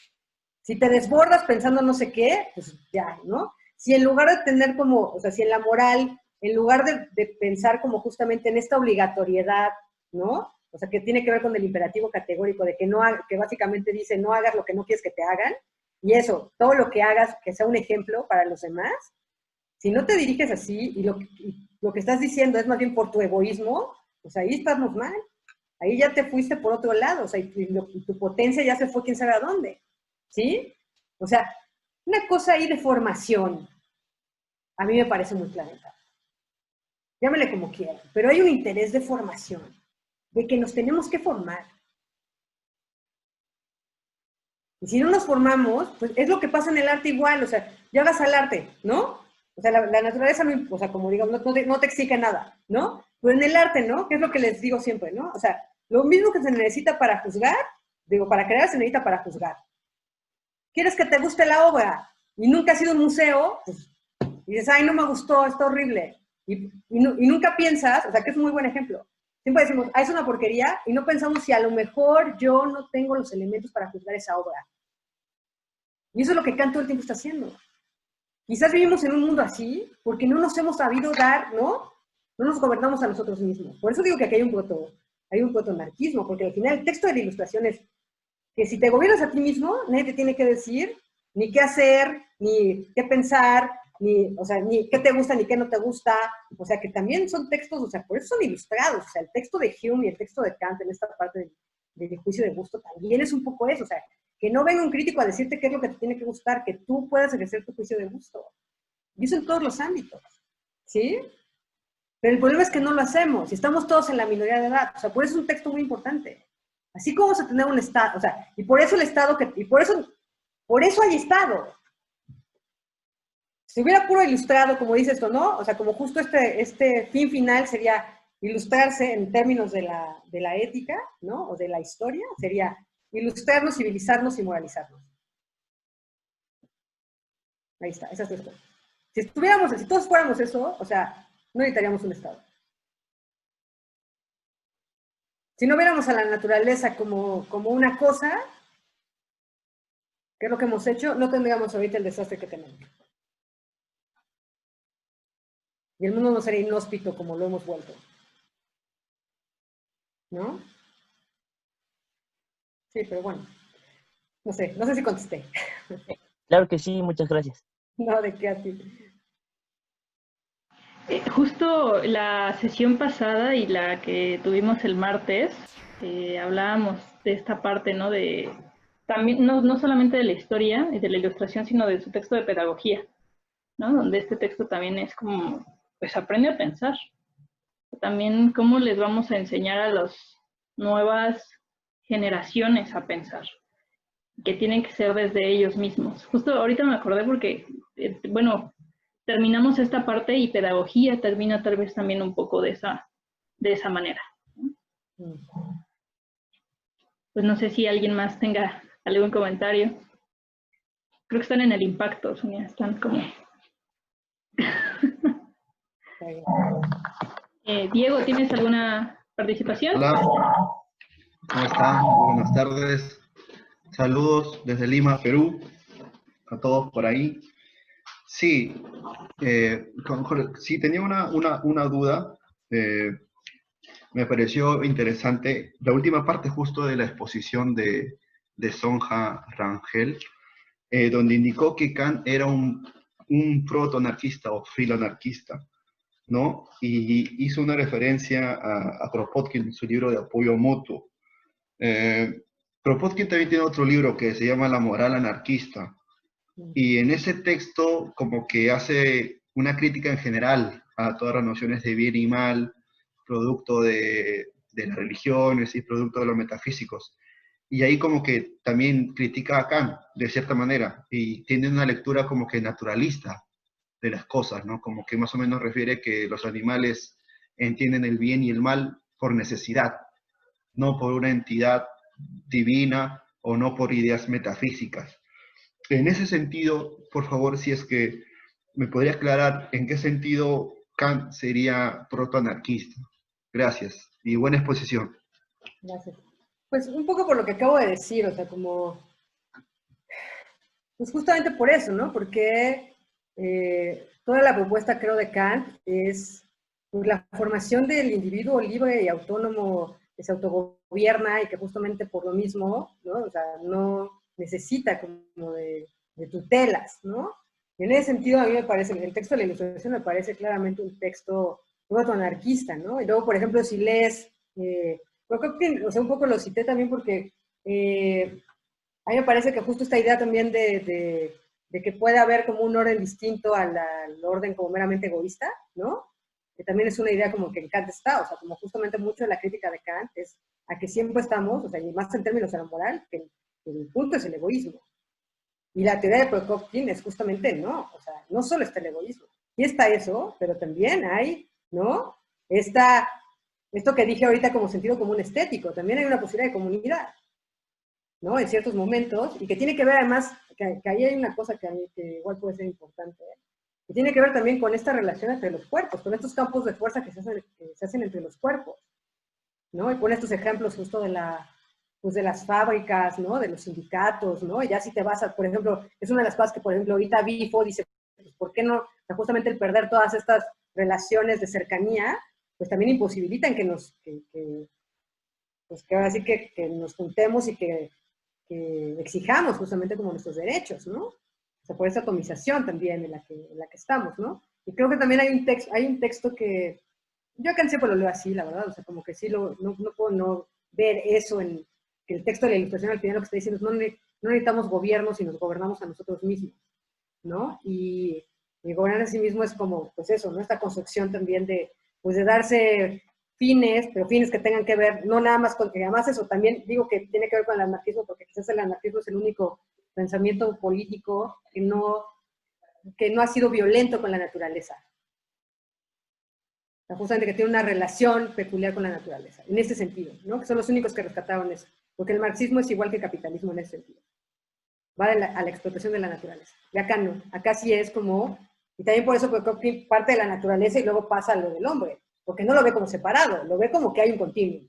Y eso es muy importante también. Hay un texto que es muy bonito donde se ve también esta impronta, creo, kantiana, que es justamente el texto el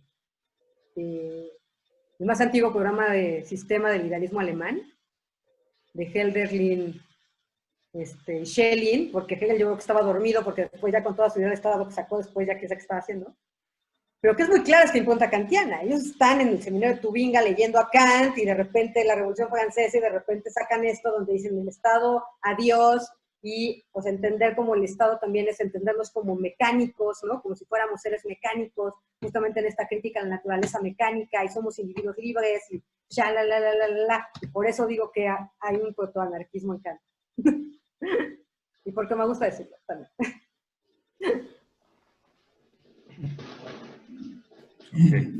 Okay. Gracias. ¿Qué a ti, Diego? Justo hay una parte de la crítica de la razón pura que hace ratito leímos, que les dije, piénsenlo, porque él dice que hay que pensar, más bien, hay que reflexionar sobre el gobierno y sobre la religión.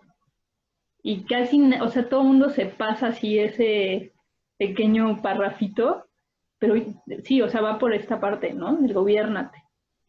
No, y además... dime. El texto de la Ilustración, esas cosas que dice, ¿por qué estamos así? Por pereza y cobardía. Es decir, porque no nos hacemos cargo de nosotros mismos. O sea, igual se lo pasan así, ¿no? Lo está diciendo. Perdón, ajá. Hola, buenas. Dame un segundito, Cristian. Tengo antes a Camila y después te doy la palabra, ¿vale? Sonia, soy yo, pero no puedo prender la cámara. Justo estoy pensando en este engarzamiento con el texto de la Ilustración, porque esta lectura o sea, de la crítica del juicio hacia los otros textos de Kant trastornan también todo, o sea, todo lo que dice anteriormente, ¿no? Y abren las posibilidades de lo que está diciendo. Y justo hace poco estaba en una clase discutiendo sobre ese texto de la Ilustración, porque estaban diciendo que si nos acercamos a los textos de las clases de Kant, son de sus alumnos y sus notas, son como libros de texto, ¿no? O sea, como muy sencillas, como muy, pues sí, cerradas en cierto sentido, ¿no? Pero es muy interesante porque si bien lo podríamos pensar como que era muy, o sea, como que de algún modo era como homogeneizante o algo así, creo que al contrario podría ser como un gesto de encarnar esto mismo que está diciendo, ¿no? Y que en este proceso de formación al que está apostando, hay toda una intención de, o sea, de confianza en que estas posibilidades o sea, de entendimiento están en todos, ¿no? Y que justo puedes llegar a ellas por ti mismo con las herramientas básicas de formación, ¿no?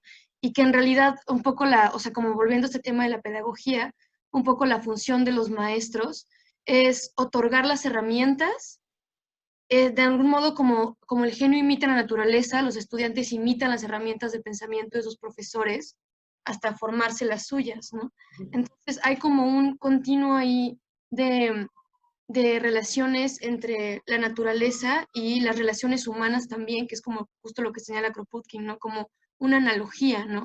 O sea, del mismo modo que opera la naturaleza artísticamente, nosotros operamos también incluso en términos de enseñanza, ¿no? Entonces, creo que ahí hay como una cosa muy, o sea, como muy poderosa de pensar, porque justo la facultad apetitiva dentro de las facultades del espíritu y, y el sentimiento de placer y displacer comparten en los principios a priori la finalidad, ¿no? Entonces, en la crítica del juicio, la finalidad ocuparía un lugar como de algo, o sea, como justo lo que hablabas, ¿no? Como este principio que sería la imaginación. Entonces, habría como un modo de operación muy, o sea, no sé, es que a mí me alucina mucho pensar que es muy bonito esto pensado en la enseñanza de la filosofía. Pero hasta ahí, gracias. Sí, sí, justo, sí, completamente de acuerdo. Es el mismo gesto del pensamiento. Lo que está diciendo es, a ver, pues aprendan a pensar. O sea, en los diferentes territorios, ¿no? Por eso sé que es una propedéutica. Sí, yo estoy de acuerdo. Estoy de acuerdo. También, ¿qué quieres que te diga? Está muy bonito lo que dijiste. Ok, continuamos con Cristian Núñez. Hola, ¿cómo están? Mucho gusto. Me alegra mucho pues este espacio, no lo había visto y pues vengo trabajando Kant hace bastante tiempo en relación con la política. Muchas gracias por la exposición, hiciste varias conexiones que yo estaba intuyendo y que precisamente de alguna forma me diste ese aliento porque en este momento, bueno, yo vengo trabajando la imaginación desde hace varios años y en este momento estoy en Epicuro, la imaginación Epicuro y en realidad me parece que hay unas conexiones, o sea, uno casi que puede interpretarlo kantianamente Epicuro en su versión como más epistemológica, no tan ética. Pero también vengo, bueno, no, mejor por aquí. En ese sentido, ese refinamiento del gusto del que hablabas, te da justamente por esa sensación de sí que uno tiene en la sensibilidad de lo bello, ¿sí? Esa sensación de sí que te toca, pero que eso que te toca mueve la imaginación de la forma en que genera la capacidad de ver muchas más cosas de lo que en realidad está. Y eso me parece a mí algo mágico, ¿ya? Es mágico en la medida en que a un solo evento, lo que tú decías, ver la belleza en la piedra, en el árbol, o sea, este objeto que está aparentemente quietico, se puede abrir a una diversidad de interpretaciones que es donde se encuentra también, en el caso de Epicuro, la felicidad, ¿ya? Y la autosuficiencia, que era lo que estabas hablando también en relación con el anarquismo. Entonces, ¿por qué? Porque básicamente es mirar de otra forma. Entonces, si yo miro de otra forma, cambio la perspectiva con esa sensación de sí. Entonces, pues nada, es como una especie de olla que tiene muchas agarraderas, ¿no? Ya no es la única que está caliente, sino que puedo coger varias. Entonces, sin embargo, pues estaba pensando y me he centrado justamente como en las antípodas de tu pensamiento, más políticamente, porque pues, soy politólogo, y es esa relación crítica entre estética y política. O sea, a la vez que es muy buena y digamos que entra a revalorar como los productos que la razón habían dejado para el ser en común del ser humano, pues entonces lo racional, ¿no? Como tan estable y tan quieto y tan fuerte, tan institucional, y llegan los románticos y dicen, no, un momento, o sea, también ahí está el sentimiento, está el amor, ¿sí? Sin embargo, sí siento, y en ese sentido estoy un poco en desacuerdo con la tesis de que, pues Kant tenía como una cuestión, puede que haya un núcleo anarquista, pero no creo que él fuera eso exactamente en relación con la política, particularmente porque tú lo dijiste al principio y me encantó, eso fue una forma muy buena de decirlo, y es que hay diferentes formas de funcionamiento de la mente en diferentes tipos de la experiencia, en diferentes lugares de la experiencia. Y entonces la política también es una experiencia, ¿ya? Y requiere, digámoslo así un poco, aunque no lo he leído, pero lo que intuyo es que requiere cuestiones muy morales, cuestiones estables, que de alguna forma den ese carácter objetivo a las relaciones. Sin embargo, el juicio estético es muy oxigenante, y él lo dice en un texto en su Antropología Práctica sobre la libertad. Él dice, pues es que ¿qué tiene de malo que el padre, el que ha sido padre, sacerdote o militar, diga como ciudadano, ya no como participante de la institución, porque como participante de la institución él tiene que hacer su deber, pero ya llega un momento en donde él escribe en un periódico, los defectos del ejército son estos. Entonces ahí esa parte estética, esa parte más de la, o sea, qué es lo que esa persona ha sentido en esa institución, vale muchísimo para, de alguna forma, colocarle predicados a las palabras que ya tenemos en común. De esa forma, pues ampliar el ámbito de la experiencia que esa palabra pues intenta designar objetivamente, que es lo que a mí me parece que ha hecho el feminismo, todos estos movimientos políticos, las mujeres, el feminismo, los obreros, ¿ya? Han venido los homosexuales, los LGTBI, cuando llegan y dicen, un momento, es que la familia, sí, es el pilar de la sociedad, pero también se puede significar de otra forma, ¿ya? Entonces eso estético no derrumba lo institucional, sino que a la vez lo alimenta, y de alguna forma, desgraciadamente, pues el capitalismo ha sido muy inteligente con eso, porque lo primero que hace es, bueno, los obreros se pusieron bravos y quieren esto, bueno, pues creemos no sé, Ministerio del Trabajo, vengan para acá, háganse aquí. Pero, de alguna forma, esa necesidad es a la vez saludable, pues no hablo el capitalismo pues coloca en el centro de la experiencia la cuestión de la producción y el consumo, que sería algo completamente amoral, impersonal, pero visto de otra forma, digamos de una forma más humanista, eso da mucho oxígeno para poder incluir muchos, que es lo que está diciendo, creo que es Deleuze o Rancière, para incluir muchos discursos que están alejados, ¿no? Entonces, sí hay una dimensión en el pensamiento, y pues lo sigo con Hannah Arendt, una dimensión institucional en Kant, y él habla de, o sea, porque si no, entonces, ¿dónde estaría esa dignidad? Donde yo la pueda representar, donde yo pueda un poco, sí, yo soy el, no sé, primer ministro, pero es que listo, hay una dignidad porque para llegar ahí tengo que cumplir unos requisitos que de alguna forma me colocan en un lugar referente a los demás que no están, pero también necesita de esa parte creativa que explicaste. Me gustó muchísimo, ya para cerrar, lo que dijiste de la interpretación de la naturaleza. Muchas gracias, la fisis poética. Y bueno, muchas gracias por el espacio. Perfecto. Bueno, te me fuiste con muchas cosas, ¿no? Entonces, de lo que dijiste, bueno, evidentemente hay, o sea, Kant conoce muy bien a los estoicos, por ejemplo. Más que Epicuro, o sea, como que sí hay una relación con el estoicismo, pues, bueno, ustedes lo deben saber mejor que yo, obviamente con Spinoza, con Hume, ¿no? O sea, como eso es como muy claro. Y aquí hay una cosa justamente que igual no dejé tan claro, que justamente la experiencia estética, o sea, digo, lo dije como para un poco para entenderlo, pero justamente, digamos que no hay objeto ni sujeto. Lo que estamos es justamente frente a, ¿no? A esta disolución, de esta oposición también, o sea, no hay esta oposición, por eso es una experiencia completamente otra, por eso decía que disloca la subjetividad, que disloca el espacio temporal, y que disloca una serie de cosas, y lo que estamos justo es frente a, o sea, es como una especie como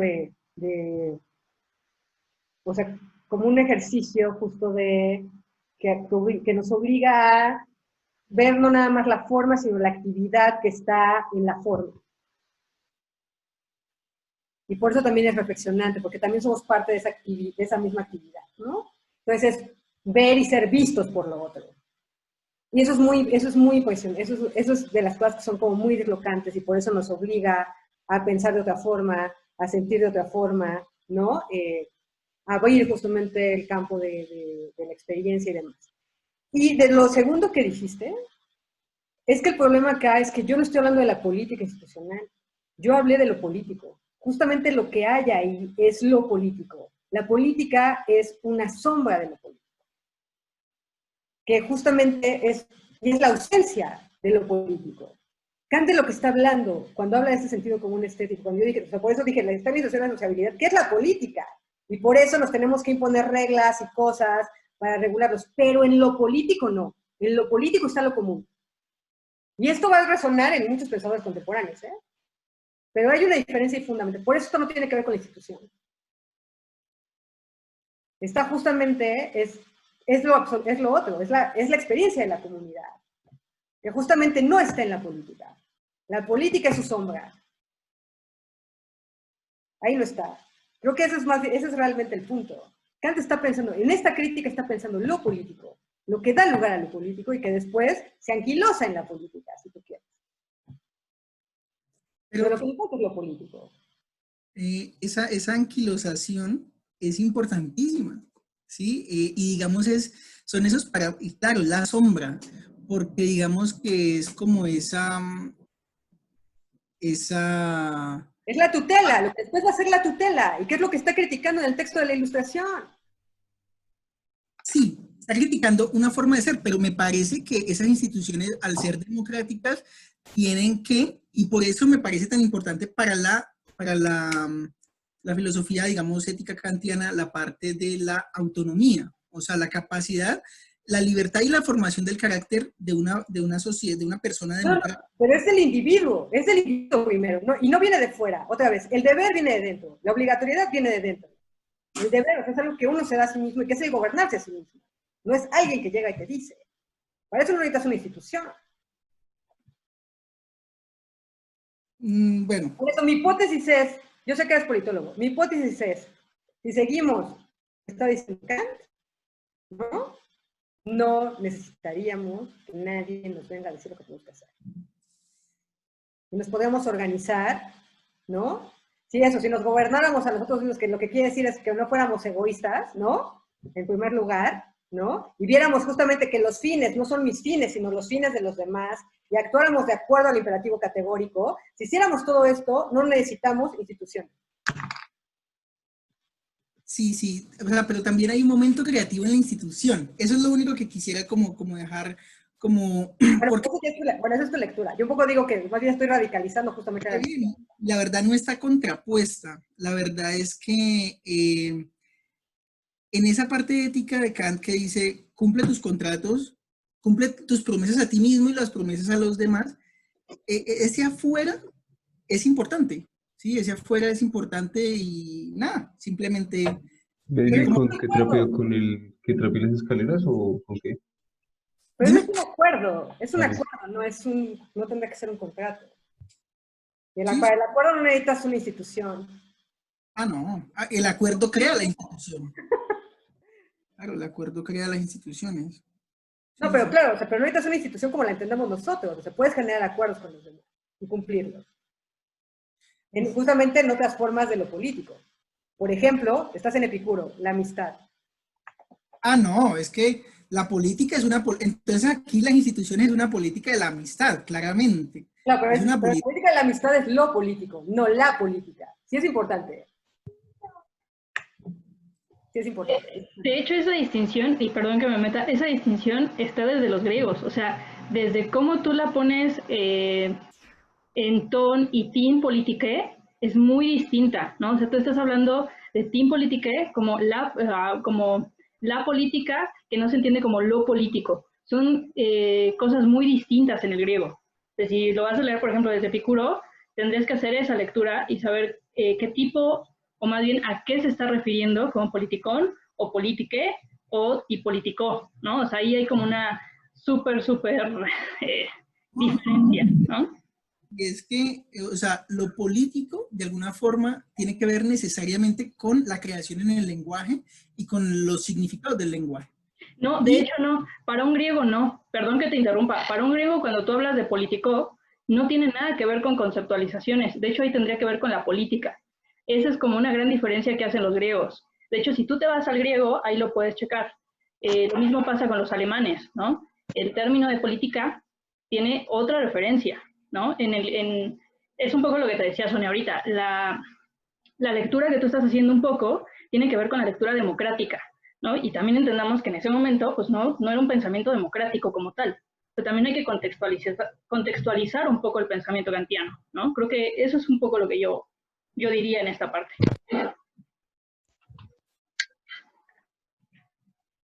Ok, bueno, muchas gracias, Cristian.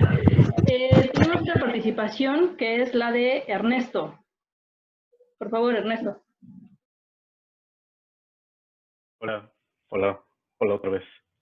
Hola, ¿Qué tal? Sofi, Sonia, mucho gusto. Muy interesante la conferencia, y también muy interesante el texto que pudiste compartirnos en Reflexiones Marginales, sobre la lectura kantiana, la lectura Foucaultiana de Kant. Y a mí me gustaría más bien, si es posible, que profundizaras un poco en esta idea de cómo, precisamente a partir de esto que señalas, ¿no? Como el hilo al que jalan autores del siglo XX, como Deleuze, como Foucault, en una idea del, un pensamiento más a partir del juicio reflexionante, se llega, por ejemplo, a enunciados de esta naturaleza, ¿no? Como la que se atreve a lanzar Foucault, y que tú fundamentas y desarrollas, ¿no? Porque es increíblemente fuerte y siento que tiene que ver un poco con la discusión que tenían con el compañero hace un momento, con el compañero Cristian Núñez, me parece, ¿sí? En donde Sonia hace referencia a una idea que Foucault desarrolla como etos filosófico y cómo Foucault es importante para entender la ilustración separada del humanismo, ¿no? O sea, y citas, de hecho, a Foucault, el humanismo sirve para embellecer y justificar las concepciones del hombre a las cuales está completamente obligado a recurrir. Y creo que este es un enunciado fuertísimo para desarrollar y tratar de pues pensar eso, ¿no? La capacidad anárquica y la capacidad no antropocéntrica del pensamiento Foucaultiano a partir de Kant. Eso me pareció como fuerte en ese texto. Yo sé que no se trataba de eso el día de hoy, pero creo que está ligado por lo que se ha tenido a... Otra vez. Sí, el texto, en el texto, sí, tú señalas el aspecto crítico del etos filosófico de Foucault, ¿vale? Y entonces citas a Foucault en esta parte en donde Foucault hace una crítica del humanismo, tratando de discernir, por un lado, el humanismo y por otro lado, la ilustración, ¿sí? Y entonces, la crítica de Foucault es esa: el humanismo sirve para embellecer y justificar las concepciones del hombre a las cuales está completamente obligado a recurrir. Pero, sí, esta idea, ¿sí?, es la que Foucault denomina, ¿sí?, chantaje de la ilustración. Entonces, esta idea es interesante en el texto, ¿sí?, porque parece ser este discernimiento, por un lado, de la ilustración y del humanismo, ¿sí? En ese sentido, la ilustración como una crítica constante a nosotros mismos, ¿sí?, mientras que el humanismo como esta proyección, incluso como esta asimilación de la historia de la filosofía, como valores humanistas en donde se debe entender todo en ese sentido como progreso, ¿no? Creo que esa parte es importante del texto, ¿sí? O sea, este discernimiento de la ilustración y del humanismo como dos cosas distintas y que a final de cuentas se vinieron a empatar en una sola lectura muy escolar, ¿no? Pero que tú defiendes de otra manera en ese texto. Y creo que el compañero estaba hablando precisamente de humanismo y no de ilustración, ¿sí? Precisamente. Sí, además, digo un poco también, o sea, digo, más de lo que dije de lo político, también, o sea, como yo por eso dije que era proto-anarquista, porque, pues obviamente, o sea, todos los anarquistas leyeron a Kant, o sea, como por eso lo digo, o sea, como que si te das cuenta que Tolkien, o sea, no puedes no darte cuenta que hay una lectura ahí de Kant, o sea, tanto los románticos como los anarquistas, ¿no? Entonces ahí están esas ideas que al final van a terminar en muchos lados, ¿no? Y un poco esta cuestión de la ilustración, o sea, como que un poco hay una, o sea, la crítica al humanismo tiene que ver justamente con esta visión antropocéntrica, ¿no? Porque al final la ilustración también supondría, o sea, la ilustración supone pues también obviamente la crítica, ¿no? Por un lado, o sea, pero la crítica justamente como sistema, o sea, como justo sí realizar, pues esto que decíamos, ¿no? Como esta formación de la subjetividad, por decirlo de alguna manera, por decirlo hasta en términos de Foucault, ¿no? Esta formación para la ética, para la estética, y para, ¿no? Y otra vez, y entonces si hay ese momento, o sea, por eso, además está en el texto está en los textos de Kant, que la otra pregunta es la revolución. Pregunta por la revolución. O sea, claro. No lo estoy inventando. Yo invento muchas cosas, pero, o sea, pero no lo estoy inventando. No digo que lo inventes, es que me parece interesante precisamente. Claro, lo digo como que ahí está, ¿no? Está la revolución. Y a mí o sea, como un poco el deslizamiento único que hago ahí, ¿no? Porque sí está en Kant, obviamente. Y sí, pues claro, si ya estás ilustrado, pues ¿cómo no vas a poner en cuestión el orden que está ahí? Que además es heterónomo. Ese es realmente el punto. Si ya eres autónomo, además como decía Cristian, si ya eres autónomo, libre, lo que eso quiere decir, o sea, ¿cómo no vas a poner en cuestión el orden establecido que es heterónomo? Tiene una contradicción, estamos obligados a la crítica. Pero la crítica, además la crítica en dos sentidos, la crítica a, ¿no? Pero también por eso esta ontología, ¿no? Ética de nosotros mismos también. También es por eso esta ontología del presente que ahí lo suelta Foucault también, ¿no? Pero porque también lo decíamos, eso no lo dije, perdón que no lo dije, pero un poco esta parte de la, o sea, yo sí creo que esta tercera crítica, no es hacer esta crítica, por eso es imaginación y naturaleza, creo que lo que nos ayuda a entregar, pero al final es una, y que otra vez la raíz común, o sea, es la ontología de Kant. O sea, ahí está, donde podemos encontrar una ontología en Kant es aquí. Muy claramente en la segunda parte. El juicio teleológico es la ontología, ¿no? Pero justo eso, y también por eso Foucault dice esto, ¿no? Porque entonces lo otro, o sea, porque es también todo el tiempo ponernos nosotros estar también como en esta crítica. Por eso también la crítica al humanismo. Porque el hombre parte de una cosa como el hombre ya dado, toda esta cosa que además cae de crítica, o sea, eso está muy relacionado con la carta sobre el humanismo, esa parte que está citando Foucault, ¿no? No, más bien como que siempre es por crear también, ¿no? Que siempre se está creando, que es un poco lo que estaba diciendo también Camila. ¿no? O sea, que siempre nos estamos como creando, pero creando también dentro de estos fines. No estamos ya ahí dados, ¿no? Y también por esta cuestión de la estética de la existencia, ¿no? Y por eso la última pregunta sería, ¿qué es el acto de creación? ¿No? O sea, como, pues sí, ¿no? Pero pues de nosotros mismos y del mundo también, ¿no? ¿Cómo hay otro mundo posible? No podemos no preguntar, o sea, por eso también la cuestión de la ilustración es lo que tiene que ver con eso también. Una tarea de la filosofía, ¿qué es? Ahorita, además, a mí me encanta ese texto porque es así como que pone esta cosa así de la actualidad.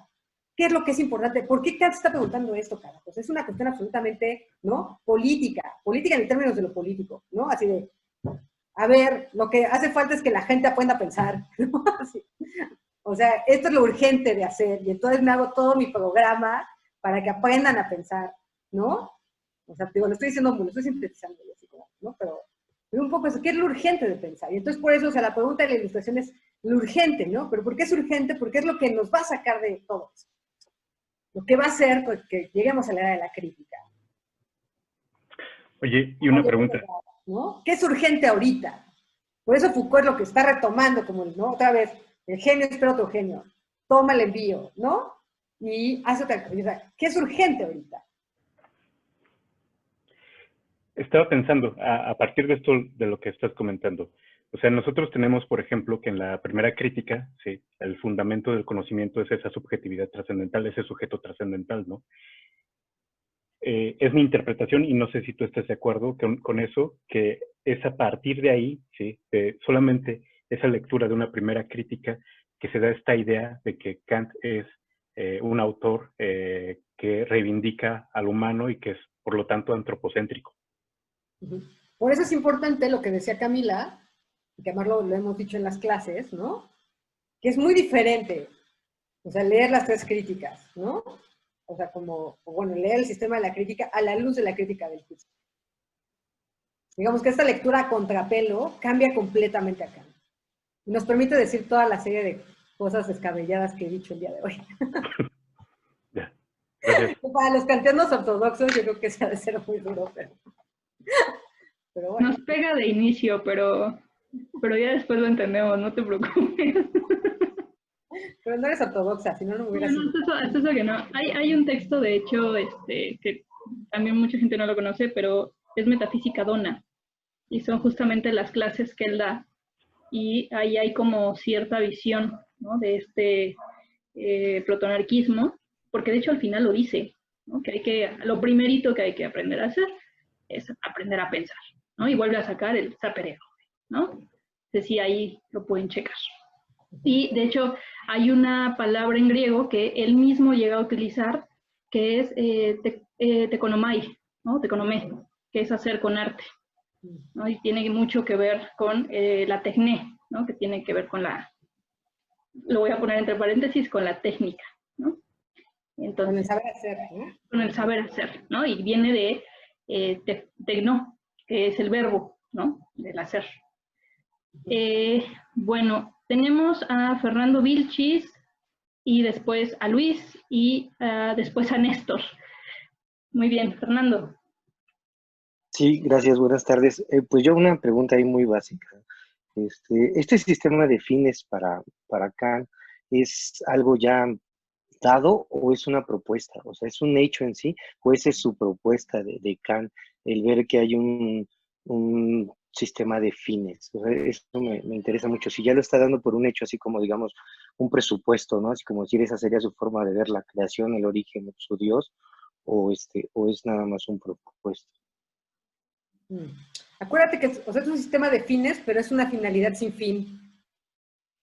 Es decir, no solo podemos pensar, o sea, como ver esta organización, ¿no? Estos seres organizados, o sea, este fin natural y estos seres organizados, es lo que nos llevan a pensar como si hubiera un sistema, como si hubiera ¿no? Esta finalidad, pero esta finalidad es sin fin, y por eso opera de manera regulativa en nosotros también. Es un pensamiento regulativo, por eso está relacionado también con la moral, con estas ideas regulativas, ¿no? De la razón, ¿no? Que es, también eso nos mete, o sea, el que puedas ver la naturaleza como sistema de fines, Fernando, al final es lo que impide que le avientes basura a la playa, ¿no? Porque no Entonces, lo ves como una cosa ahí, lo que decía hace rato, no es una cosa, ¿no? Ya no es un objeto, es una forma que además está toda esa actividad ahí, que es la vida. entonces surge como idoneidad también, o sea, Es nos reflejamos, ¿eh? que, o sea, como justamente que pensemos el sistema de fines, o sea, por eso decía, esto de la técnica es por un lado, ¿no? Pues lo estético, pero también es, ¿no? Los fines, de la parte teleológica. Y justo esa es la idoneidad objetiva. Porque ya no está en nosotros, sino que decimos, ah, mira, o sea, ahí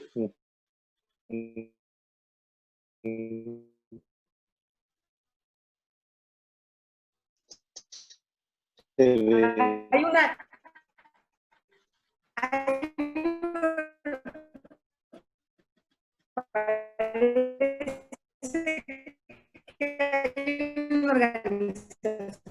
Hay una finalidad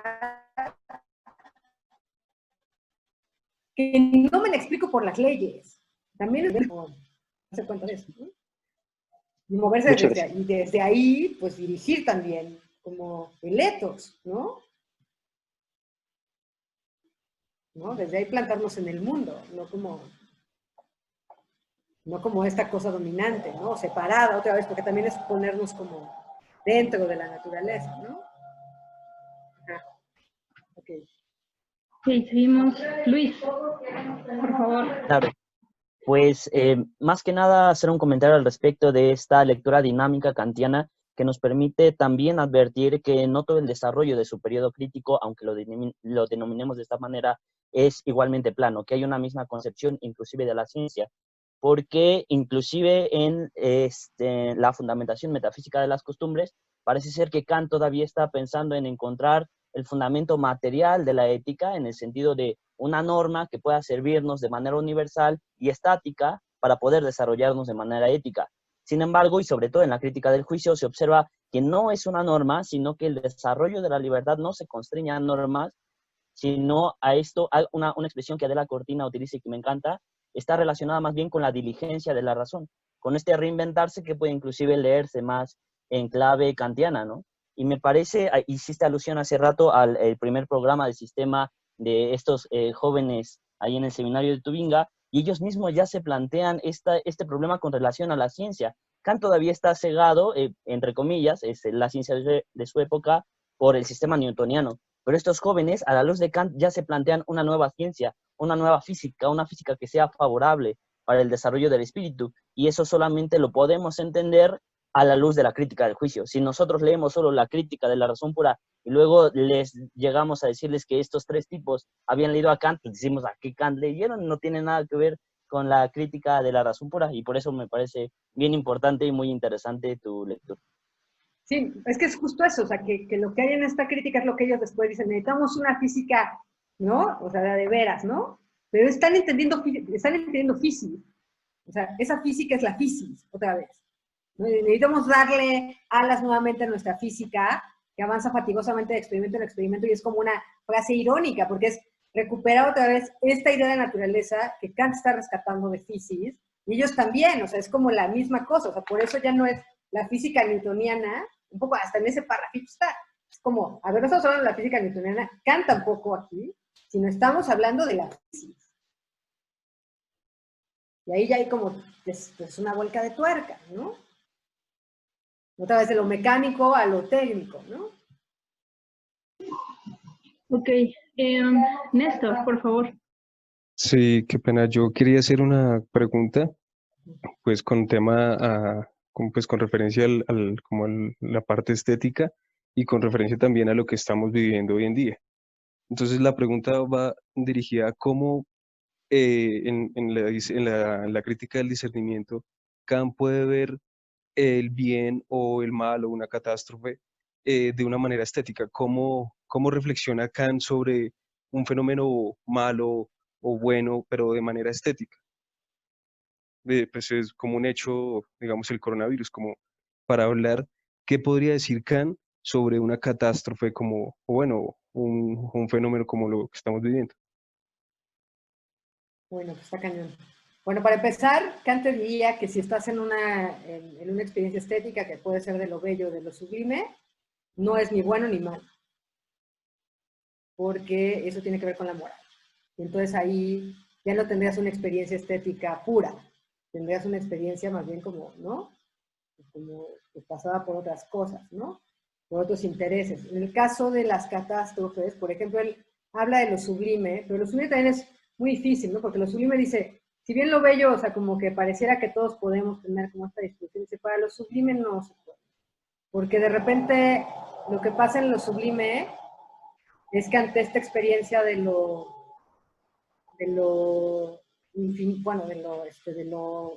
esta potencia e inmensidad de la naturaleza, que puede ser cualquiera de las dos cosas, ¿no? Pues lo que pasa es que por lo general gana el miedo. Y si te gana el miedo, pues ya no tuviste la experiencia de lo sublime. Lo sublime es algo que te da como una, o sea, como fuente, que hay una fortaleza como al final también de la razón que lo hace como elevarlo a una idea. Y entonces ya no sientes, o sea, no sientes miedo, sino sientes fascinación, que es como esta atracción y repulsión al mismo tiempo, o sea, como este respeto por la naturaleza. Frente al coronavirus es muy difícil, porque yo creo que Kant diría, si nos viera ahorita, diría, ya ven, se los dije en la tercera crítica, porque gran parte de esto tiene que ver justamente con que hemos pensado a la naturaleza como algo que hay que explotar, ¿no?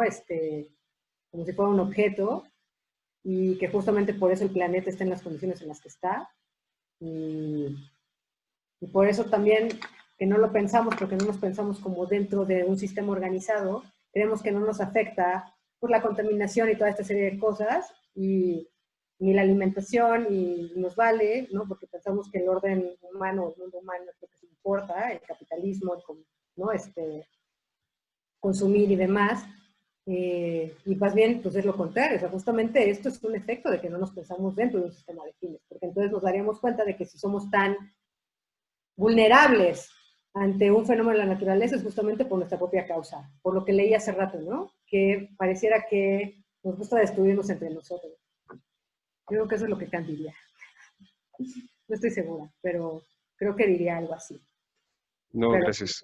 Que seamos Gracias. tan vulnerables en términos de físicos, tiene que ver también con la contaminación, con la mala alimentación, con una serie de cosas que tienen que ver con que no nos hemos hecho cargo de nosotros mismos, que estamos a la tutela ahora de, pues del consumo, ¿no? Del consumo, porque claro, nadie te obliga a comer mal, ¿no? Pero te has dejado tutelar por un aparato capitalista, ¿cómo decirlo? Espectacular, por decirlo con devor. Bien, pues falta un minuto para las 4 de la tarde. Quiero agradecerte nuevamente por haber estado acá. Tú sabes mejor que nadie que este seminario me ha costado más trabajo que otra cosa. También les agradezco mucho a ustedes que estén aquí, que estén interesados en participar, que estén interesados en escuchar, pues aunque ella diga que no es experta, yo siempre he dicho que sí. Ya es cada quien, perspectiva de cada quien, ¿no? No sé si quieras decir algo, Sonia. Ay, pues muchas gracias por invitarme, espero que, pues que bueno, que les haya servido un poco también para inquietarse y leer un poquito más a Kant, ¿no? Y este aspecto que no es tan trabajado, y pues eso, pues nada más era como una invitación a leer a Kant de otra manera. Pues muchas gracias por su atención y por por haber venido, y pues gracias a Sofi, y espero que, pues bueno, que el seminario siga. Yo también espero que el seminario siga, sinceramente. Bueno, nada más les hago una última comunicación. Habíamos quedado, porque varios están acá, que nos íbamos a ver la siguiente semana. La verdad es que no puedo porque tengo una tesis encima, entonces los veo dentro de 15 días. Igual van a seguir otras presentaciones, otras exposiciones. Y nuevamente, pues, gracias a cada uno de ustedes por estar acá, ¿no? Acá te mandan muchas felicitaciones, Sonia.